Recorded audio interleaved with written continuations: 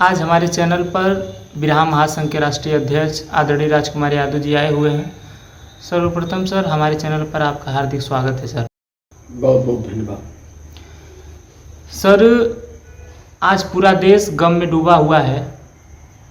हमारे नेता और लोगों को नेता स्वर्गीय मुलायम सिंह यादव जी, और लोग उनको प्यार से धरती पुत्र बुलाते थे, वो आज हम लोग बीच में नहीं हैं, तो उनके बारे में लोगों को क्या संदेश देना चाहेंगे सर? देखिए, सबसे पहले तो मैं नेताजी को भावभीनी श्रद्धांजलि देता हूँ। तथागत उनकी दिवंगत आत्मा को शांति प्रदान करें और माननीय नेताजी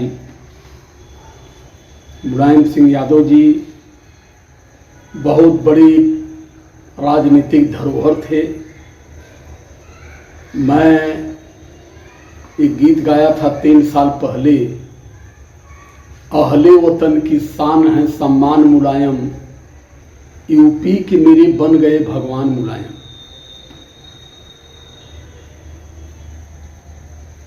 तो कहने का मतलब कि नेताजी की जो सोच रही है, जब इस देश में जमहूरियत आई, जब लोकतंत्र भारत में शुरू हुआ 26 जनवरी 1950 को जी संविधान लगा, उसके बाद में पहले नेता मेरे ख्याल से मुलायम सिंह जी का नाम लिया जाता है यादव समाज में। 39 में इनका जन्म हुआ और 1954 में, उस समय नेताजी की उम्र थी लगभग 15 साल की जी। लोहिया जी ने एक नहर रेट आंदोलन किया फारुखाबाद में। उस आंदोलन में नेताजी बड़े चढ़ बढ़ करके भाग लिए, जेल गए और जेल से निकलने के बाद नेताजी 67 में पहली बार पश्चिम क्षेत्र से उतनी बड़ी बहुमत लेकर के कोई युवा अगर पहुंचा विधानसभा में, तो नाम बड़े तहजीब से लिया जाता है, आदरणीय मुलायम सिंह यादव जी। और जब 88 में नेताजी सीएम बने, उन्होंने गरीबों के हक अधिकार की बात उठाया। यहाँ नेताजी थे, बिहार में लालू यादव जी थे। जब इन्होंने मंडल की बात इन लोगों ने उठाया, तो उस समय देश के सौहार्द को, देश की शांति पर एक बड़ा खतरा आरएसएस भारतीय जनता पार्टी वाले लोगों ने किया। ये कहे अगर आप मंडल की बात करते हैं तो हम कमंडल की बात करते हैं, आप अधिकार की बात करते हैं तो हम मंदिर की बात करते हैं, आप अगर लोगों को अधिकार दिलाना चाहते हैं तो हम अयोध्या में मंदिर बनवाना चाहते हैं। उस समय नेताजी की जो कारीगरी रही, कुशल राजनीति की, नेताजी कहे जो भी कुछ होगा, पद रहेगा चाहे नहीं रहेगा, लेकिन देश के संविधान और कानून पर किसी भी तरह की आंच नहीं आने दूंगा। और नेताजी ने कहा कि जब तक मैं सीएम हूं, उत्तर प्रदेश में एक परिंदा पर भी नहीं मार सकता अयोध्या में। नेताजी की उस कठोरता से और उस कड़ाई को देखते हुए उस समय उन्हें धरती पुत्र कहा गया। अमेरिका ने कहा, बिल क्लिंटन ने, कि अगर भारत में कोई नेता सच्चा संविधान और कानून की रक्षा करने वाला है तो मुलायम सिंह यादव है। और कोई क्षेत्र नहीं बचा है, कोई जगह नहीं बची है कि जहां नेताजी ने अपनी बड़ी भूमिका न निभाया हो। नेताजी रक्षा मंत्री रहे, नेताजी सीएम रहे, लेकिन हर समय उन्होंने समाज के हर क्षेत्रों में, वैसे हम लोग आजमगढ़ के हैं, यहाँ से नेताजी को हम लोगों ने सांसद बनाया था, ये हमारी सौभाग्य थी कि हमने अपने जीवन में नेताजी को वोट देने का सौभाग्य हम लोगों को प्राप्त हुआ। फिर अखिलेश भैया को भी हम लोग बनाए, और आजमगढ़ की कोई गली नहीं बाकी है, कोई जगह नहीं बाकी है जहां नेताजी ने विकास की गंगा न बहाया हो। तो नेताजी का धरती को अलविदा करना राजनीतिक क्षेत्र में एक बड़ी क्षति हुई है, और खास तौर से पिछड़े समाज में SC ST OBC में एक बहुत ही बड़ा स्तंभ इस राजनीति से आज अलविदा हुआ है। नेताजी को कभी भूला नहीं जा सकता है। जब तक इस देश में जमहूरियत है तब तक सदैव सर्वोच्च स्थान पर आदरणीय नेताजी श्री मुलायम सिंह यादव जी का नाम लिया जाएगा। और प्रदेश नहीं, आज पूरा देश, पूरा भारत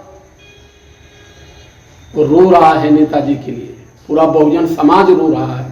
मुझे ध्यान है उस बात का कि माननीय कांशीराम साहब को अपना बड़ा भाई बना करके नेताजी अपने क्षेत्र से चुनाव लड़ा करके पहली बार माननीय कांशीराम साहब को सदन में पहुंचाए थे। इस देश में पिछड़े समाज को जगाने में, पिछड़े समाज को उठाने में, पिछड़े समाज के हक और अधिकार को दिलाने में माननीय नेताजी श्री मुलायम सिंह यादव जी का जो योगदान रहा है इस प्रदेश में, इस देश में, ये कभी भूला नहीं जाएगा। और मैं आखिरी शब्द ये कहना चाहता हूं कि नेताजी एक विचारक थे, उन्हें पूरे देश में एक आदर्श के रूप में याद करना चाहिए। और नेताजी की नीतियों पर, जो समाजवादी नीति रही है, जो समाजवादी विचारधारा के बड़े पुरोधा लोहिया जी ने नेताजी को दिया, उसकी बड़ी खूबसूरती से नेताजी ने उसका निर्वाह किया। मुझे वो दिन याद है, सन 87 में जब चौधरी चरण सिंह जी धरती को अलविदा करते हैं, उस समय मैं चंडीगढ़ में था। पेपर में मैं पढ़ा था, चौधरी चरण सिंह जी ने कहा कि मेरी जो निजी स्वामित्व संपत्ति है इसका मालिक मेरा बेटा अजीत होगा, लेकिन जो मेरी राजनीतिक संपत्ति है इसका वारिसदार सिर्फ मुलायम सिंह यादव ही हो सकते हैं। क्योंकि शोषितों में, पीड़ितों को, मजदूरों को, किसानों को, मुसलमानों को जो सम्मान और इनके सम्मान के लिए जो संघर्ष नेताजी ने किया ये कभी भूला नहीं जा सकता। और नेताजी की आत्मा को, वैसे आत्मा उत्मा पर तो मैं बहुत भरोसा नहीं करता, लेकिन फिर भी नेताजी की आत्मा यहाँ नहीं है। अगर आत्मा है, अध्यात्म में चलते हैं तो हम आत्मा परमात्मा की बात करते हैं, लेकिन अगर आत्मा है तो तथागत उच्च स्थान दें और सदैव नेताजी स्मरण किए जाएंगे। और वैसे भी इस धरती का नियम है कि जो आया है उसे एक दिन जाना है। तथागत बुद्ध ने कहा था कि मनुष्य जीवन 3 सूत्रों में बंधा होता है, एक जन्म, एक जीवन, एक मरण। व्यक्ति का जन्म हो जाता है, जीवन शुरू होता है, मरण सुनिश्चित है, लेकिन जन्म और मरण के बीच जो जीवन का सफर है उस सफर को कैसे करना चाहिए, उसे नेताजी ने बखूबी उस सफर को किया है। पूरा समय, पूरा जीवन उन्होंने समाज को समर्पित किया है। तो नेताजी के परिवार को और नेताजी के कार्यकर्ताओं को और जितनी समाजवादी विचारधारा के लोग हैं, नेताजी की जुदाई सहने की सबको तथागत शक्ति दें और देश में शांति बना करके नेताजी की अंत्येष्टि हो और नेताजी सदा सदा के लिए स्मरण किए जाएं। बस यही मैं कहना चाहूँगा। सादर जय भीम, नमो बुद्धाय।